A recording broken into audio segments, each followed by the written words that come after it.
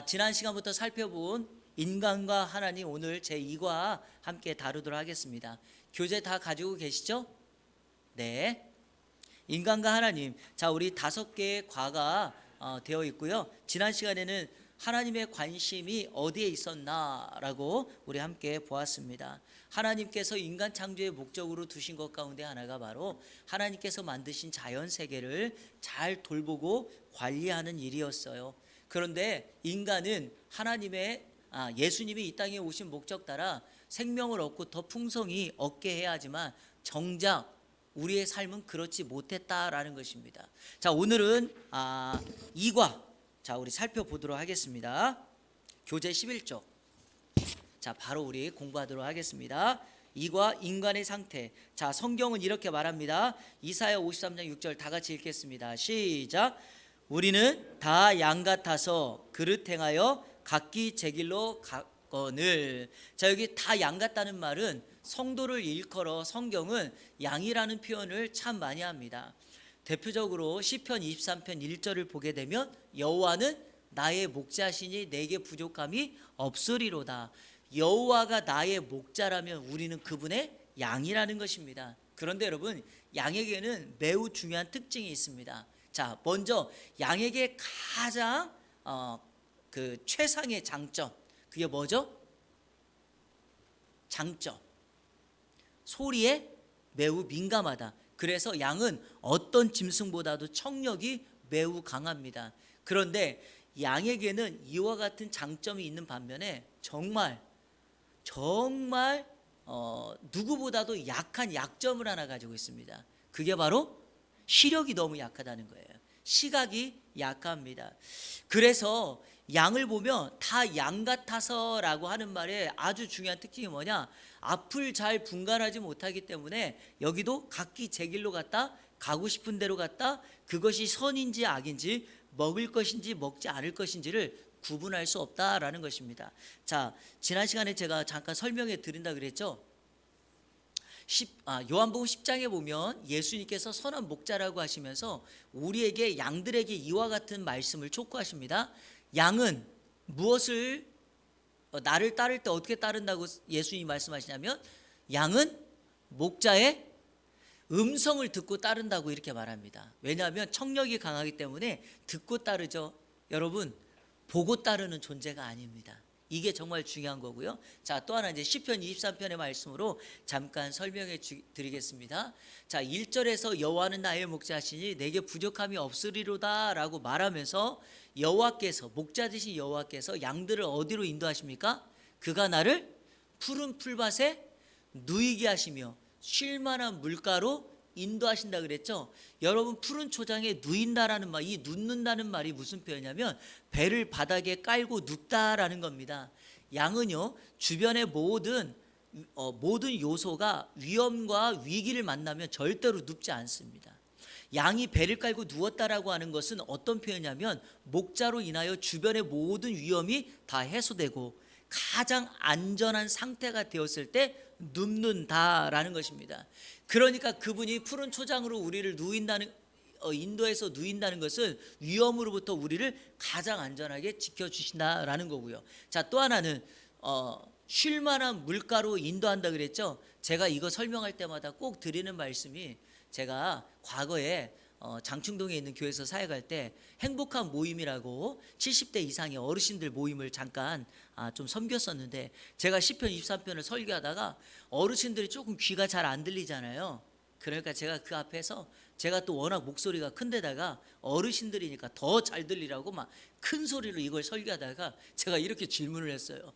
하나님께서, 목자 되신 하나님께서 왜 양들을 쉴 만한 물가로 인도하실까요? 그랬더니 앞에 계신 권사의 한 분이 뭐라 그러냐면 물 먹이려고, 이렇게 대답을. 물 먹이려고.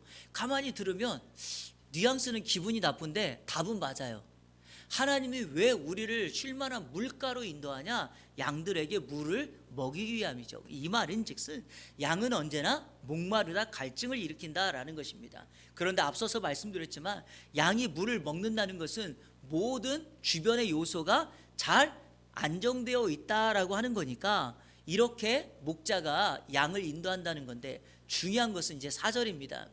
내가 사막의 음침한 골짜기로 다닐지라도 해를 두려워하지 않을 것은 그가 나와 함께 하심이라. 주의 지팡이와 막대기가 나를 안위한다 그랬죠. 자, 여러분 한번 물어볼게요. 목자에게는 두 가지의 도구가 항상 있습니다. 하나는 허리춤에 차고 있는 약 1m 정도 되는 막대기가 달려있는데 그 중에 끝부분이요 한 10에서 15cm가 쇠로 이게 쇠판으로 이렇게 감겨져 있습니다. 여러분 막대기는 혹시 어느 때 쓰는 건지 아십니까? 목자가 양을 칠 때는요 늑대, 이리, 사자들이 호시탐탐 양들을 물어가려고 공격해 옵니다. 그때마다 목자는 그 양들을 지키고 그 늑대와 이리와 사자에서 양을 지키기 위해서 막대기를 내려다가 어떻게 해요? 그 사자와 늑대를 막 내리칩니다. 제가 끝부분이 쇠로 감아져 있었다 그랬잖아요. 왜냐하면 그걸로 이 늑대나 이리들을 쳐야지만 늑대들이 다리를 맞거나 몸을 맞을 때 상처가 입혀진다는 겁니다. 그런데요 이 막대기는 늑대나 이리 때만을 위해서 쓰여지는 도구가 아니라 양을 위해서 쓰여져요. 자, 아까 제가 양이 가장 약한 게 시력이라 그랬죠. 양을 치는 푸른 초원 풀밭에 가면은요 여러분 양들이 먹어야 될 초장, 그러니까 푸른 양질의 꼴만 있는 것이 아니라 꼭 먹어서는 안 되는 독초가 있습니다. 여러분 독초는 늘 화려하죠. 그러니까 이 양들이 먹지 말라는 독초요 꼭 그 냄새나 이런 걸 따라가요. 그런데 여러분 그 양들을 목자가 그냥 놔두면 양들이 독초를 딱 먹는 순간 어떻게 합니까? 그 자리에서 죽고 맙니다. 바로 그때 어떻게 하냐면 목자가 여기 이렇게 이게 독초라면 가지 말라고 반대쪽으로 계속 이끌어도 이 양들은 항상 문제가 뭐냐면 둔하고 멍청하고 바보스러워요. 그래서 꼭 갑니다. 그랬을 때 어쩔 수 없이 목자가 자기 허리춤에 있는 막대기로 양의 다리를 힘껏 내리칩니다. 그러면 다리가 어떻게 되죠? 똑 가고 부러지겠죠. 제가 아침에 설교했잖아요. 바로 그때 우리가 뭘 만났다? 시련을 만났다 그래요. 결국에 그 시련은 양의 생명을 보호하기 위함이죠. 왜? 그거 먹으면 죽으니까. 그래서 그때 막대기가 이렇게 쓰임받게 된다라는 겁니다. 그래서 목자 허리춤에 있는 막대기는 우리를 사자나 이리로부터 구원하는 일도 있지만 양의 생명을 지키기 위하여 양에게 고난과 시련을 주는 도구가 된다라는 것입니다. 자, 또 하나 목자에게는 약 2m 정도 되는 긴 지팡이가 있습니다. 혹시 예수님 목자 성화 보신 적 있으신가요? 혹시 지팡이 어떻게 돼 있던가요? 산신령님처럼 돼 있나요? 끝이 이렇게 구부러져 있는 거 보셨죠? 왜 그러냐? 이유가 있습니다. 목자는 양을 늑대나 이리로 지키기 위해서 목자가 늘 해놓는 게 하나가 있어요. 이 양들이 다니는 길에 깊은 수렁 웅덩이를 팝니다. 그리고 그 위에다가 이런 나뭇잎으로 이렇게 덮어놔요. 그러면 늑대나 사자나 이리가 가다가 그 수렁에 푹 빠지게 하는 거예요. 깊이 파야 되는 이유는 뭐라고요? 얕게 파면 뛰쳐나오니까 사자나 늑대나 이리들이 한번 빠지면 못 나오도록 양의 생명을 구원하기 위해서 함정을 파 놓습니다. 수렁을. 근데 아까 양이 뭐가 나쁘다고요? 눈이 나빠가지고 목자가 파놓은 그 수렁에 양들이 빠지는 거예요. 그러면 어떻게 합니까? 목자가 가서 야 이놈아 이렇게 두뇌가 갖고 이 양돌아 그러면서 목자 손에 있는 지팡이를 가지고 어떻게 해요? 그 깊은 수렁에 빠져있는 양의 목을 그 구부러져 있는 거를 툭 쳐가지고 수렁에서 건져냅니다. 그게 바로 목자와 양의 모습입니다. 제가 지금까지 설명한 걸 한마디로 쭉 풀으면 결론이 뭐냐? 양에게 있어서의 생명은 자기 스스로 지켜내는 것이 아니라 목자라는 겁니다. 그래서 양은 목자를 온전히 의지할 때만 바르게 살아갈 수 있다. 그런데 자 이제 오늘 이 말씀을 근거로 이제 본문을 보세요. 이사야 53장 6절에는 우리가 다 양 같았는데 어때요? 그릇 행하여 각기 제 길로 갔다라는 말의 표현은 뭘까요? 그러면 목자를 따라가지 않았다라는 것이 됩니다. 여러분 목자를 떠나 사는 인생은 항상 불안하고 그릇 행하고 제 길로 갈 뿐입니다. 자, 그 밑에 글을 이제 쭉 읽겠습니다. 우리를 왜 양에 비유하고 있습니까? 양은 목자가 없이는 살아갈 수 없습니다. 양은 자기가 가지고 있는 길이 풀이 없는 메마른 땅으로 향하는 길인지 험한 낭떠러지로 가는 길인지 아니면 그 길에 맹수가 도사리고 있는지 알지 못하면서 자기 길을 고집하는 경향이 있습니다. 또 양의 독특한 특징 하나가 뭐냐, 고집이 세다는 거예요. 그 양에 관련된 책을 읽어보면 재미난 얘기가 하나 나와요. 그 여러분 가끔 가다가 이 그 스위스나 이런 알프스 산맥 여기에 양을 치는 그 목자들이 양의 털을 깎는 거 한번 보신 적 있으신가요? 목자가요 넘어지면 잘 못 일어나는데, 다리가 짧아서도 그렇지만 이 양들이 못 일어나는 경우가 뭐냐면, 이 다리가 짧은데 양털을 제대로 깎아주지 않으면 이 이물질이 이 길을 다니다가 양털에 딱 붙어요. 그러면 그걸 제대로 털어주지 않으면 그게 무거워가지고 툭 하고 쓰러져요. 양털을 깎지 않으니까 몸이 비대해져요. 그러면 누워버리면, 넘어지면 양이 스스로 못 일어납니다. 양이 죽을 때 왜 죽냐, 그래서 죽어요. 그때 목자가 양을 이렇게 세워주지 않으면 죽는 거예요. 그래서 이 양의 털을 제때 깎아주지 않으면 양은 항상 이렇게 밀어나고. 자, 또 하나, 고집불통의 경향이 있어요.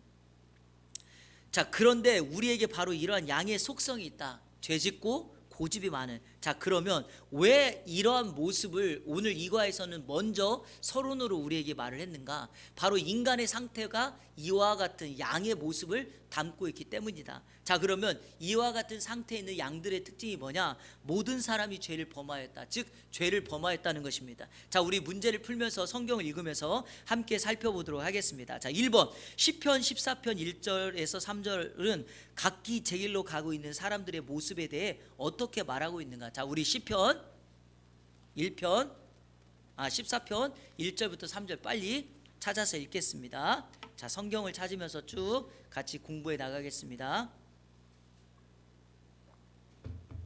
구약 811조, 자, 시편 14편 1절부터 3절, 자, 쭉 읽겠습니다. 시작. 어리석은 자는 그의 마음에 이르기를 하나님이 없다 하는도다. 그들은 부패하고 그 행실이 가증하니 선을 행하는 자가 없도다. 여호와께서 하늘에서 인생을 굽어 살피사 지각이 있어 하나님을 찾는 자가 있는가 보려 하신즉 다 치우쳐 함께 더러운 자가 되고 선을 행하는 자가 없으니 하나도 없도다. 자, 각기 제 길을 가고 있는 사람들의 모습 뭐라고 해요? 한마디로 이들은 어리석은 사람들이다. 자, 왜 그러죠? 제 길로 가는 사람들의 특징이 뭐예요? 마음에 뭐라고 말합니까? 하나님이 없다. 하나님은 안 계셔. 하나님을 인정하지 않아요. 무신론에 빠져 삽니다. 그리고 이 사람들은 뭐라고 말하죠? 부패하고 행실이 가증하고 선을 행하는 자가 없다. 여러분, 마음에 양심이 있으면 선을 행하는 일에 여러분 최선을 다합니다. 그러나 어리석은 자, 각기 제 길로 가는 사람들의 특징은 마음에 하나님이 없다라고 말하는 것뿐만 아니라 선에 대하여 관심도 없고. 자, 3절은 구체적으로 다 뭐라고?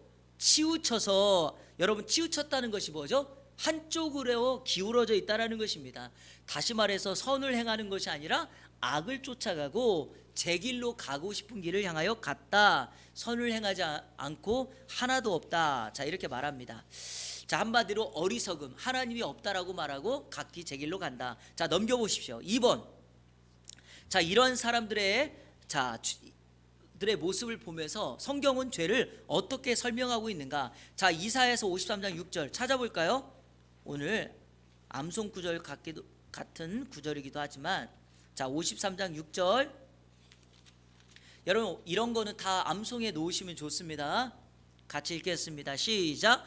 우리는 다 양 같아서 그릇 행하여 각기 제 길로 갔거늘 여호와께서는 우리 모두의 죄악을 그에게 담당시키셨도다. 전도 폭발이라고 하는 전도 훈련을 할 때 보면 이사야서 53장 6절을 가지고 1분 전도법을 합니다. 우리는 다 양 같아서 그릇 행하여 각기 제 길로, 이 제 길로 갔다는 건 죄를 지었으니 라고 말하는 거고요. 여기 보면 여호와께서 우리 모두의 죄악을 그에게 담당시켰다는 말을 어떻게 하냐면 이렇게 표현합니다. 자, 여기 왼손 한번, 제 손을 한번 보세요. 예수님, 그리고 나, 그리고 우리에게는 뭐가 있어요? 죄가 있습니다. 자, 하나님께서 우리의 죄를 누구에게요? 예수님에게 담당시켰다는 것은 예수님께 넘겼다는 거예요. 우리의 죄가 어디 갔나요? 예수님께로 갔죠. 예수 그리스도를 믿는다는 것은 우리의 죄를 예수님께서 담당하셨기 때문에 우리의 죄를 묻지 않으시겠다는 것입니다. 그래서 내가 예수 그리스도를 믿는다는 것은 의인이 되었다라고 하는데, 여러분, 우리가 의인으로서 계속 살아간다라고 하는 표현은 원래부터 의인이기 때문에, 또 우리가 예수를 믿어서 의인으로 계속 살아간다는 그런 표현이 아니라 의롭다 인정함을 여긴다라는 것이죠. 예수 그리스도를 믿어도 우리에게 불의가 있는 것은, 죄를 짓는 것은 연약함 때문입니다. 하지만 성경은 법적으로 이렇게 말합니다. 우리의 죄를 예수님께서 담당하셨기 때문에 하나님은 우리의 죄 없음, 불의한 것을 우리 찾지 아니하시고 우리를 의롭다 하신다라고 하는 것입니다. 자, 여기 그릇 행하여 각기 제 길로 갔다는 말이 바로 죄를 범하였다, 길을 잃었다는 것은 한마디로 예수 그리스도 하나님을 향하여 갈 존재가, 목자를 향하여 갈 존재가 다른 곳으로 갔다, 목자를 버리고 다른 곳으로 갔다라는 표현입니다. 자, 두 번째 예레미야 2장 13절. 이것도 우리가 잘 아는 표현이지만 성경을 찾아서 읽겠습니다. 예레미야 2장 13절. 구약 1052쪽 예레미야 2장 13절. 이 교재는요, 모든 성경 구절이 사실은 다 암송 구절입니다. 그만큼 매우 중요한데요. 자, 예레미야 2장 13절 함께 읽겠습니다. 시작. 내 백성이 두 가지 악을 행하였나니 곧 그들이 생수에 근원되는 나를 버린 것과 스스로 웅덩이를 판 것인데 그것은 그물을 가두지 못할 터진 웅덩이들이니라. 자, 이스라엘 백성들 하나님 앞에 행한 두 가지 악. 첫 번째 악은 뭡니까? 생수의 근원 대신 하나님을 버린 것이다. 자, 두 번째 악은 뭡니까? 스스로 웅덩이를 판 것. 여러분, 이게 문제입니다. 백성들이 하나님을 버리는 순간 그들이 찾은 물은 다 쓴물, 마라와 같습니다. 하나님이 주시는 생수, 은혜의 물을 먹지 않는 인생은 하나같이 다 쓴물. 그리고 그들이 파는 웅덩이의 특징이 뭐냐? 물을 가두지 못할 터진 웅덩이. 자, 계속해서 웅덩이를 파지만 물을 얻지 못하는 것이 하나님을 버린 인생의 처참한 모습이다. 결국 여러분, 우리는 생수의 근원 되시는 하나님을 따를 때 그 하나님으로부터 우리의 영원한 목마름과 갈증을 해결할 수 있는 생수를 얻게 된다. 그런데 자, 신약에서 예수님을 뭐라고 표현합니까? 요한복음 4장에 예수님께서 사마리아를 지나가실 때 사마리아의 여자와 예수님이 대화 나누는 장면에서 이 사마리아 여자가 정오에 물을 뜨러 왔을 때 유대인으로서 예수님이 이 여인에게 나에게 물을 좀 달라고 했을 때 사마리아 여인이 유대인으로서 어찌 나에게 물을 달라라고 하면서 대답을 하니까 예수님이 이렇게 대답합니다. 너에게 물을 달라고 하신 이가 누구인지를 알았다면 내가 나에게 목마르지 않는 영원한 생수를 구했을 것이다 라고 말합니다. 여러분, 이 땅에 목마름을 해결하고 영적인 목마름을 해결할 수 있고 우리에게 생수를 줄 수 있는 분은 딱 한 분밖에 없습니다. 바로 예수 그리스도, 생명의 근원 되신 그분을 믿는 거다. 그 주님을 믿지 않는 순간 이들은 악에 빠지고 맙니다. 자, 그게 예레미야 2장 13절에서 말씀하신 바고 신약에서는 그분이 예수님이라는 것을 우리에게 말해줍니다. 자, 3번 누가 죄를 범했다고 했습니까? 로마서 3장 23절. 이것도 암송 구절이죠. 로마서 3장 23절.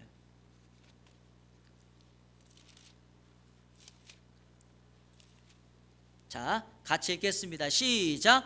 모든 사람이 죄를 범하였음에 하나님의 영광에 이르지 못하더니 모든 사람이 죄를 범하였다라고 말합니다. 자, 밑에서도 한번 말씀드리겠지만 다시 한번 여기서 먼저 묻겠습니다. 여기 모든 사람이 죄를 범하였다고 했는데 이 모든 사람에 여러분이 포함됩니까? 그렇죠. 우리가 포함됩니다. 자, 그러면 이렇게 죄를 범한 결과 어떻게 되었나요? 이사야서 59장 2절. 자, 우리 다시 찾겠습니다. 보통은 이제 로마서 6장 23절을 찾는데, 자, 이사야서 59장 2절을 먼저 보겠습니다.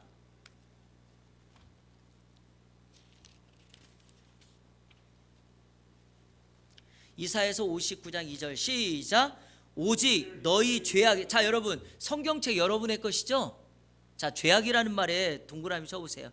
오직 너희 죄악, 죄가 너희와 너희 하나님 사이를 자 갈라놓았다도 이렇게 동그라미 쳐놓으세요.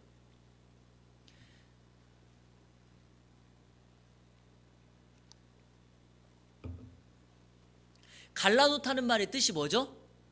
분리되었다는 겁니다. 이게 바로 우리가 이제 죄로 인하여 하나님과 우리 사이가 분리되었다 할 때 쓰는 말입니다. 자, 여러분 저를 한번 보실래요?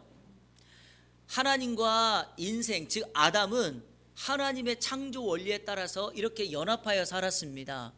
하나가 되었고 하나님이 만드신 에덴 동산에서 그 에덴 동산을 생육하고 번성하고 땅에 충만하고 다스리고 정복하면서 에덴 동산을 관리하면서 살았습니다. 하지만 옛 뱀이라고 불리우는 사단이 아담과 하와를 유혹하여 그들이 하나님께서 먹지 말라 선악을 알게 하는 나무의 실과를 먹음으로 눈이 밝아지고 부끄러움을 알게 되므로 하나님과 인간 사이에 뭐가 생겼다? 단절이 생겼어요. 큰 공간이 생기고 말았죠. 그 사이에 있는 게 죄예요. 죄가 하나님과 인간 사이를 분리한 겁니다. 그때부터 인간은 하나님께 가려고 정말 많은 노력들을 합니다. 그래서 인간이 하나님 앞에 가려고 하는 다리를 놓으려고 하는 많은 시도들이 있었죠. 지식, 돈, 학식, 철학, 선행 등등 많은 것으로 하나님 앞에 가려고 하지만 다리를 연결할 수가 없었다. 여러분 하나님과 인간이 하나님 앞에 죄를 범한 결과 가장 큰 결과 심판이 뭐냐? 바로 분리되었다라는 겁니다. 이것이 가장 큰 아픔이죠. 그리고 이 분리 단절은 꼭 뭐와 관련되어 있습니까? 사망과 관련이 있죠. 제가 지난주일 오전에 설교하면서 행함이 없는 믿음은 영혼이 없는 뭔가 같다고 하면서 사람의 몸의 특징이 뭐냐면 영혼과 육신으로 되어 있는데 사람이 죽었다라는 말이 뭐라 그랬죠? 몸에서 뭐가? 영혼이 분리됐다는 거죠. 바로 그겁니다. 하나님과 인생이 분리되었다는 것은 죄로 인하여 사망이 들어왔고 사망이라는 것은 결국에 죽음을 상징하는 것입니다. 분리됨은 죽음입니다. 그러니까 이 결과는 한마디로 말해서 뭐냐? 인생은 영적인 죽음, 하나님과 단절, 분리됨으로 결과를 맞이했다라는 것이죠. 자, 4번 한번 보실까요? 모든 사람이 죄인이라는 말씀에 그 모든 사람 중에 당신도 포함된다고 생각하십니까? 예스라고 했죠. 자, 그 글을 한번 읽어볼까요? 오른쪽에 있는 글. 죄는 우리를 하나님으로부터 자 이제 동그라미 쳐놓으세요. 분리시켰을 뿐만이 아니라 하나님과 이것도 동그라미 쳐놓으세요. 원수. 자, 그리고 우리의 앞길에는 죄로 말미암아 무서운 형벌. 자, 여러분 결국에 죄를 지은 사람은 그 죄의 값을 치르게 되어 있다라는 것입니다. 하나님은 죄를 결코 간과하시지 않는 거룩하시고 공의로우신 분이기 때문에 자, 여러분 여기 밑줄 한번 그어보세요. 거룩하시고 공의로우신 분.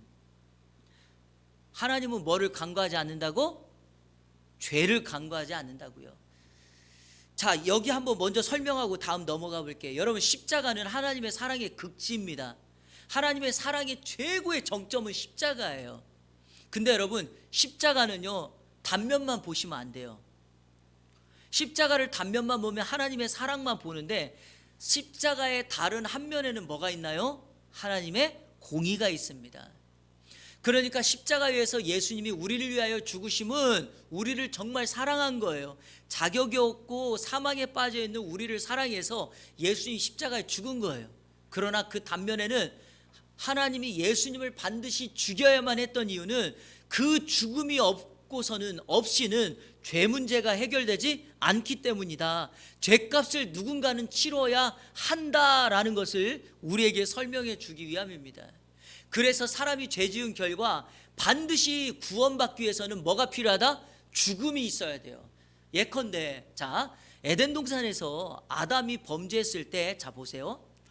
그들이 아담과 하와가 에덴 동산에 살았을 때는 벌거벗고 살아도 전혀 문제가 없었어요. 죄를 지으니까 그들이 숨었죠. 두려워서 숨었고 벌거벗어서 수치감이 들었다고 말합니다.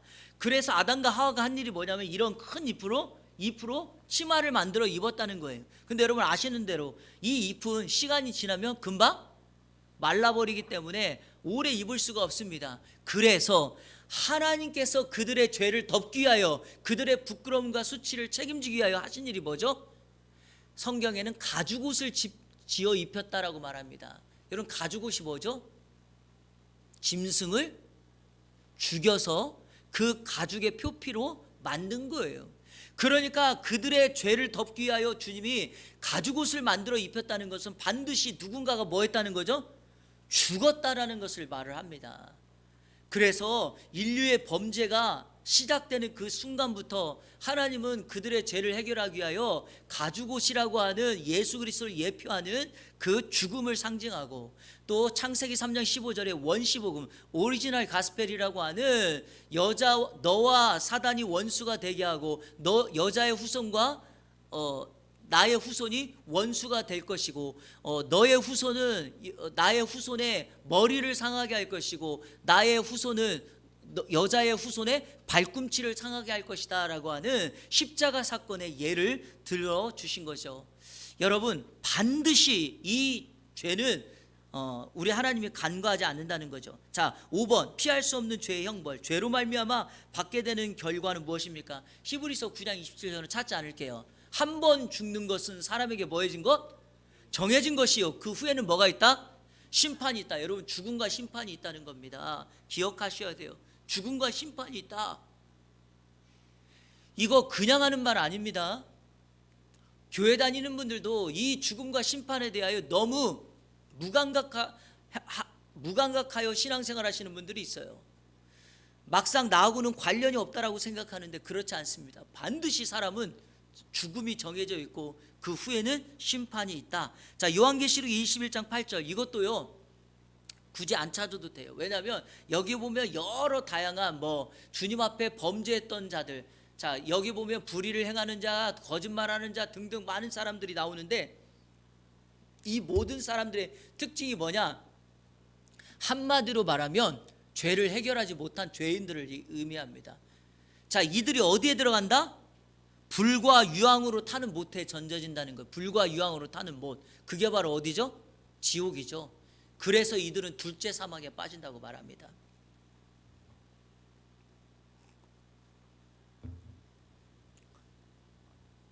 자, 오늘 여러분 공부 시간이니까 제가 칠판은 없지만 잘 설명해 드릴 테니까 이거 적어 놓으셨다가 앞으로 우리 공부하는데 여러분의 그 좀 지식으로 가지고 계시고 신앙생활 하는데 도움이 되었으면 좋겠습니다.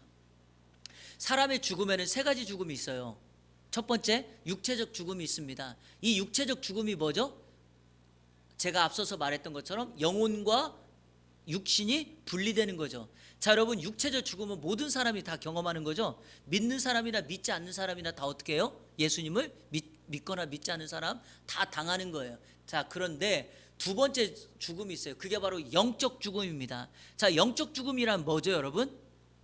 예수 믿지 않는 사람들이 하나님의 진노를 당할 거를 머리에 마치 달고 다니는 것처럼 예수 믿지 않는 사람에게 이미 임한 하나님의 진노가 바로 영적 죽음이에요. 자, 그러면 성도들은 영적 죽음 당할까요? 안 당할까요?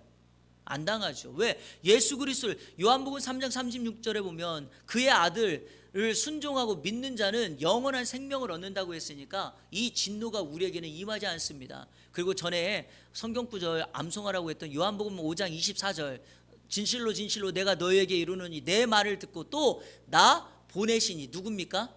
내 말은 하나님의 말이고 하나님이 보내신 자 예수님을 믿는 사람 어떻게 해요? 영생을 얻었고 사망에서 어디로? 생명으로 옮겼고 심판에 이르지 아니한다. 진노받지 않는다는 겁니다. 그런데 세 번째 죽음이 기다리고 있어요. 이게 바로 영원한 죽음이에요. 그래서 성경은 기독교 교리로 말하면 육체적 죽음, 육신적 죽음, 두 번째 영적 죽음, 세 번째 영원한 죽음이 있습니다. 자, 여러분, 믿지 않는 사람은 지금 어떤 죽음을 가지고 있죠? 영원한 죽음에 빠져 있죠? 그런데 자, 세 번째 영원한 죽음이 뭡니까? 죽은 이후에 우리의 영혼이 어떻게 해요? 믿는 사람은 어디로? 천국으로. 믿지 않는 사람은 지옥으로. 그게 바로 어디입니까? 불과 유황으로 타는 못. 그러면 그 사람들이 거기에 빠져가는 죽음이 바로 뭘까요? 성경에서 말하는 둘째 사망이라는 거예요. 그래서 둘째 사망이라는 말이 나오는 겁니다. 그러니까 영원한 죽음을 성도는 당하지 않는다라는 것입니다. 천주교에서 말하는 연옥, 대기장소, 스테이 그 에어리어라고 하는 곳이 있습니까? 없습니다. 이건 말이 될 수가 없는 거예요. 연옥에 있다가 이 땅에 있는 우리 자손들이 착한 일을 많이 하면 연옥에 있다가 천국 쪽으로 막 가고 지옥 쪽으로 가고 이런 거는 없어요. 그래서 우리가 꼭 기억해야 될 것은 이 세 가지의 죽음 속에서 성경이 강조하는 이 둘째 사망이라고 하는 것은 영원한 그 불못에 빠지게 된다. 여러분, 원래 지옥이라고 하는 이 표현 자체가 이 불과 유황으로 타는 못이라고 하는 것이 원래 사람에게 주어진 것이 아니라 원래 의도는 하나님께 대항하고 타락한 천사들을 하나님께서 영원한 불타는 구덩이에 보내려고 만든 것인데, 그 사단이 죄 지은 인생들을 지배하는 순간부터 예수 그리스도를 믿지 않고 죽는 모든 인생들이 바로 지옥에 가게 되어 있다라는 겁니다. 성경이 여러분 하늘의 것을 표현할 수가 없어서 이렇게 표현한 거예요. 근데 이거를요 제가 한번 물어볼게요. 여러분, 지옥이 어떻게 돼 있어요? 안 가봐서 모르죠. 불과 유황이 막 타고 있을까요? 옛날에 어떤 부흥사 목사님이 어떤 사람이 천국에 이렇게 문 앞에 서가지고 베드로가 천국 문지기로 있으니까 베드로에게, 베드로 내가 여기 와본 적이 없으니까 모델하우스를 좀 보여달라고, 그러니까 천국의 모습을 보여주고 지옥의 모습을 보여줬더니 천국은 너무 조용하고 안전해 보이더라는 거예요. 근데 지옥의 모습을 보니까 사람들이 막 모여서 춤을 추고 막 네온사인이 막 이렇게 비추가니까 이 사람이 베드로한테 나 저쪽 가겠다고 지옥을 갔다는 거예요. 근데 지옥에 막상 가서 보니까 사람들이 뭐 하고 있다고요? 불이 너무 뜨거워가지고 아 뜨거 그러고 있더라는 거예요. 그게 네온사인으로 춤추는 것이 아니라, 여러분 사람들은요 몰라요. 근데 제가 말하고 싶은 건 뭐냐, 우리가 성경에서 표현된 대로 지옥과 천국을 그렇게 이해하시면 이게 그 그림만 그려지는 거예요. 글로 표현할 수 없어요. 이렇게 표현한 거예요. 지옥은 한마디로 말하면 영원한 고통, 천국은요, 자 또 요한계시록 21장이나 22장에 보면 새 예루살렘 성과 거기에 보면 수정물이 있고 우리가 이제 그 표현할 수도 없는 금은보화로 이렇게 박혀 있는 곳이 천국이다 그러고 하니까 어떤 사람이 이렇게 표현한 거예요. 뭐 내가 본 천국, 나 천국 갔다 왔어 이렇게 말하는 사람들이 천국 갔다 왔다고 글을 썼는데 천국 갔더니 정말 그렇게 돼 있더라는 거예요. 여기 보니까 뭐 홍보석 뭐가 박혀 있더라는 거예요. 근데 굉장히 죄송한 얘기지만 그거는 오산입니다.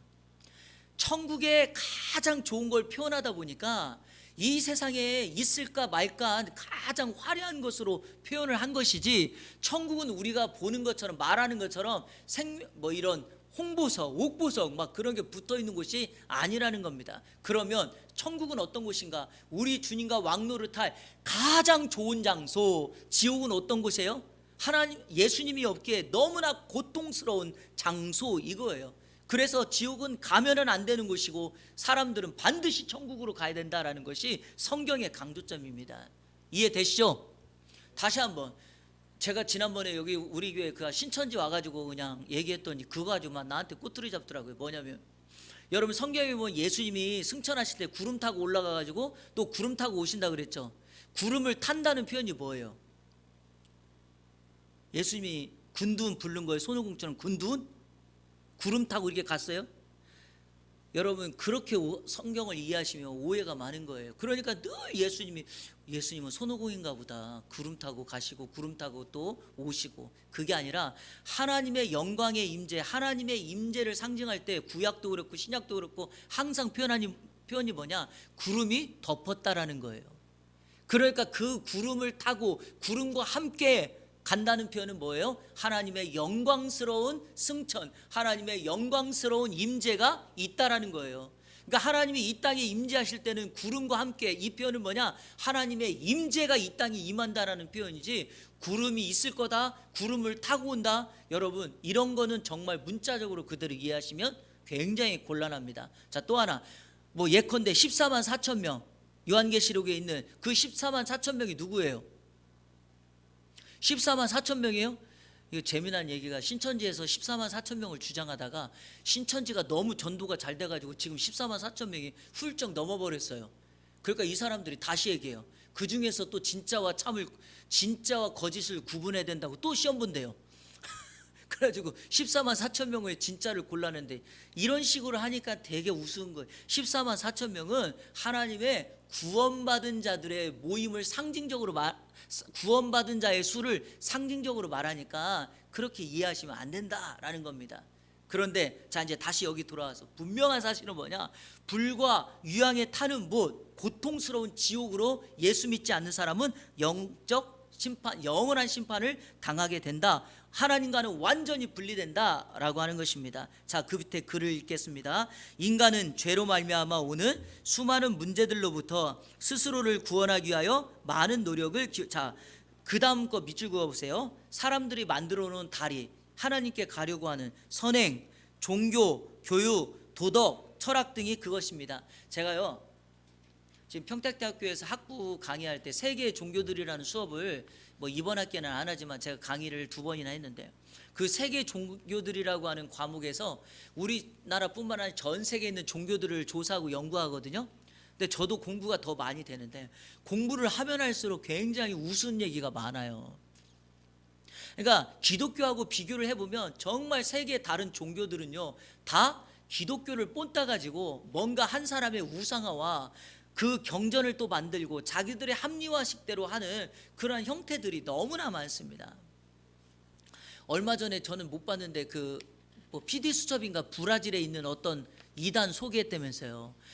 가만히 보면 어떻게 사람들이 저렇게 빠질까라고 하는 생각이 드는데 북한의 그러니까 쇠뇌 교육보다 더 여러분 정말 문제가 뭐냐면 종교의 잘못된 세습과 쇠뇌 교육이에요. 이런 거에 빠져버리면 헤어나올 수 없습니다. 왜? 그 사람이 신이 되니까. 그러니까 이런 종교로는 안 돼요, 여러분. 마음의 평안은 있을 수 있지만 절대로 구원의 문제는 해결할 수 없다라는 것입니다. 자, 그러나 이 어느 것도 우리를 구원해 주지는 못하며 우리가 찾는 참 행복의 길을 제시해 주지도 못합니다. 자, 넘겨보십시오. 이거가 좀 길어서 그렇긴 한데 자, 쭉 보십시오. 인간의 힘으로 구원받지 못하. 자, 이거 별표 놓으세요. 이 문구, 인간의 힘으로 구원받지 못함. 사람의 힘으로 구원받을 수 있다면 이 세상의 종교는 필요치 않습니다. 왜냐? 신은 필요치 않습니다. 기독교는 필요치 않습니다. 유일한 구원의 길이기 때문에 필요한 것이죠. 다음 구절들은 인간 스스로 구원할 수 없음을 어떻게 이야기하고 있냐. 자, 밑줄 그으세요. 인간 스스로 구원할 수 없음을. 에베소서 2장 8절 9절 뭐죠? 너희가 그 은혜를 인하여 믿음으로 말미암아 구원을 얻었나니. 자, 사람은 어떻게 얻어요? 구원을 믿음으로 구원받습니다. 그런데 여러분 그 믿음이 뭐래요? 이것이 너희에게서 난 것이 아니요 하나님의 선물이다 라는 겁니다. 선물. 다시 말해서 선물이라는 건 주는 사람이 있어야 돼요. 자, 여러분 요즘에 이런 얘기가 있죠. 명절 때 너무 힘들었으니까, 그리고 내가 오늘 하루 열심히 살았으니까 나 자신에게 선물을 줘야지. 셀프 선물. 그래서 명품 가방도 사고 아니면 좋은 곳에 가서 음식도 먹고 할 수 있어요. 여러분 셀프 선물이 스스로에게는 만족을 주지만 그게 여러분 다른 사람이 볼 때 진짜 선물입니까? 선물이라고 하는 건 주는 사람이 있어야 돼요. 믿음이라고 하는 것은 하나님이 우리에게 주신 선물이기 때문에 그 믿음이 능력이 있는 겁니다. 이해되시죠? 자, 그런데 9절에서는 뭐라고 말합니까? 행위에서 난 것이 아니니 이는 누구든지 뭐 할 수 없다? 자랑할 수 없다는 거예요.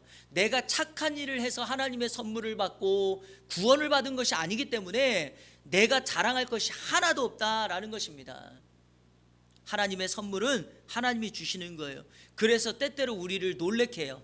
저 사람도 하나님의 선물을 받았네. 저 사람은 내가 볼 때 자격이 없는 것 같은데 어떻게 받았을까? 그거는 우리의 생각이지 하나님의 선물은 대상을 가리지 않습니다. 자, 요한복음 6장 28절 29절 하나님의 일이 무엇냐라고 했을 때 성경은 이렇게 말합니다. 하나님께서 보내신 일을 믿는 것이 하나님의 일이다. 자, 그러면 여러분 하나님께서 보내신 사람이 누구죠? 예수님이죠. 그러니까 예수님을 믿는 것이 하나님의 일이에요. 그리고 그 예수님을 믿을 때 하나님이 주시는 선물인 구원을 얻을 수 있다. 인간은 결코 자기 스스로는 안 돼요. 하나님이 보내신 예수님을 믿을 때만 가능하죠. 자, 갈라디아서 2장 16절 이거는 찾아보겠습니다. 왜냐하면 갈라디아서 본문은 우리가 좀 낯설어하는 본문이니까 갈라디아서 2장 16절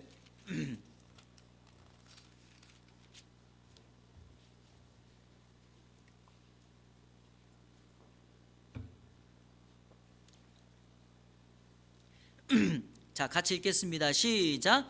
사람이 의롭게 되는 것은 율법의 행위로 말미암이 아니요 오직 예수 그리스도를 믿음으로 말미암는 줄 알므로 우리도 그리스도 예수를 믿나니 이는 우리가 율법의 행위로서가 아니고 그리스도를 믿음으로써 의롭다함을 얻으려 함이라.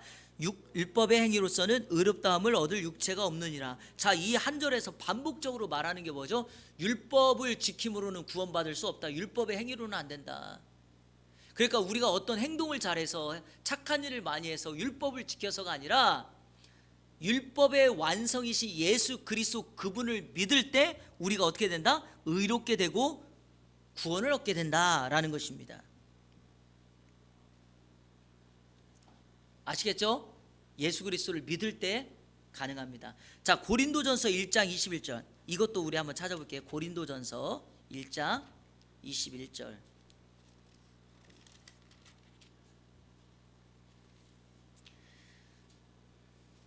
자, 신약 264쪽 고린도전서 1장 21절 시작. 하나님의 지혜에 있어서는 이 세상이 자기 지혜로 하나님을 알지 못하므로 하나님께서 전도에 미련한 것으로 믿는 자들 구원하시기를 기뻐하셨도다. 자, 강조가 뭡니까? 세상의 지혜로 하나님을 알 수 있다 없다? 없다는 거예요. 이게 여러분 일반 계시로 우리가 하나님을 이해하고 인정할 수는 있을지 모르겠지만 구원에 이르도록 만드는 건 절대로 세상의 지혜로는 불가능합니다. 그러면 뭘로 가능해요? 전도에 미련한 것이라 그러는데 이 전도에 미련한 것 이게 뭐죠? 복음이죠. 복음. 다시 말해서 예수 그리스도를 믿으면 구원받는다라고 하는, 예수님이 우리의 죄를 위하여 십자가를 지시고 죽으셨다가 부활하시고 승천하셨다라고 하는 이 분명한 복음의 내용, 이거를 믿는데, 그러니까 이게 왜 근데 미련할 거예요? 사람들이 볼 때는 되게 우스운 거예요. 야, 그거 했다고 그거 믿는다고 가능하냐? 그 어리석지. 야, 적어도 뭔가 착한 일을 해야지. 그거 되냐? 이렇게 사람들이 생각하기 때문에 전도에 미련한 것이라고 표현을 한 것입니다. 그런데 여러분, 정말 전도는 미련한 것이 맞아요. 그렇게 미련해 보이는 것을 믿는 사람은 구원을 받거든요. 안 될 걸 뻔히 아는데 그럼에도 불구하고 믿자의 본전이니까 보는 사람은 구원을 받거든요. 이스라엘 백성들이 광야에서 불뱀에 물려가지고 지긋지긋하게 하고 있는데 갑자기 모세가 하나님 앞에 기도했더니 하나님이 뭐라 그래요? 불뱀에 물린 사람들을 노수로 노뱀을 만들라고 장대에다가 딱 매달아 놓고 이렇게 말하는 거예요. 그거 바라보면 산다는 거예요. 그러니까 백성들이 난리를 치는 거예요. 지금 불뱀에 물려가지고 지금 이렇게 다 죽어가고 있는데, 아니 노수로 불뱀 모양 만들어 놓고 그거 쳐다보면 사는 게 말이 되냐? 근데 놀라운 일은요, 미친 척하고 그냥 손해보는 거 없다 보는 거, 그걸 본 사람은 어떻게 해요? 산다니까요. 그런데도 그거 끝까지 안 보는 사람들은 그 자리에서 죽습니다. 이게 바로 여러분 전도에 미련한 것이죠. 장대에 달려 높이 들리운 노뱀 예수 그리스도. 그러니까 여러분 구약도 마찬가지로 예수 그리스도를 상징하는 그 구원의 역사, 구원의 복음을 믿을 때 여러분 우리가 구원에 임하게 됩니다. 자, 마지막으로 사도행전 4장 12절 다 아는 것이죠. 다른 이로서는 구원을 받을 수 없나니 천하 인간의 구원을 얻을 만한 이름을 우리에게 주신 적이 없다. 자, 다른 이름으로는 안 돼요. 그럼 뭐로만 돼요? 오직 예수 그리스도의 이름, 오직 예수 그리스도만이 우리를 구원할 수 있는 이름, 능력의 이름이 됩니다. 이름 좋다고 다른 이름 갖다 대면 아무 소용이 없습니다. 여러분, 이 성경 구절을 쭉 우리에게 보여주는 핵심이 뭐죠? 인간은 자신의 힘과 방법으로는 구원을 받지 못한다라는 것입니다. 자, 그러면 오른쪽 7번, 인간이 스스로를 구원할 수 있는 길이 있다고 생각하십니까? 노죠. 노, 없어요. 인간은 안 됩니다. 그래서 우리가 해결할 수 없는 문제를 하나님께서 해결하기 위하여 독생자 예수 그리스도 그분을 우리에게 보내시고 우리로 하여금 그 예수 그리스도를 믿으면 사망에 있던 우리가 생명의 자리로 옮겨되고 다시는 하나님의 진노를 당하지 않게 되고 우리로 하여금 하나님의 자녀로서의 삶을 살게 된다라는 것입니다. 목자를 따라갈 양이 인생에 그 목자를 버리고 방황하다가 다시금 예수 그리스도의 복음을 듣고 그 예수님을 따르기로 작정하는 순간 선한 목자이신 그분이 우리의 목자가 되어주셔서 우리의 평생의 삶을 인도하신다. 그래서 선한 목자는 이렇게 표현합니다. 자, 나는 양을 위하여 내 생명을 버리노라. 그래서 자신의 생명을 버리면서까지 우리를 구원하신 예수 그리스도, 그분만이 우리의 참된 구원자이자 메시아임을 믿을 때 오늘 하나님의 은혜 역사가 우리에게 임하게 될 줄로 믿습니다. 오늘 여기까지 하겠습니다. 자, 여러분 잠깐 제가 정리하겠습니다. 자, 여러분 하나님의 관심이 어디 있나요? 한마디로 말하면 우리가 생명을 얻고 풍성히 누리는 삶을 살기를 원하는 거예요.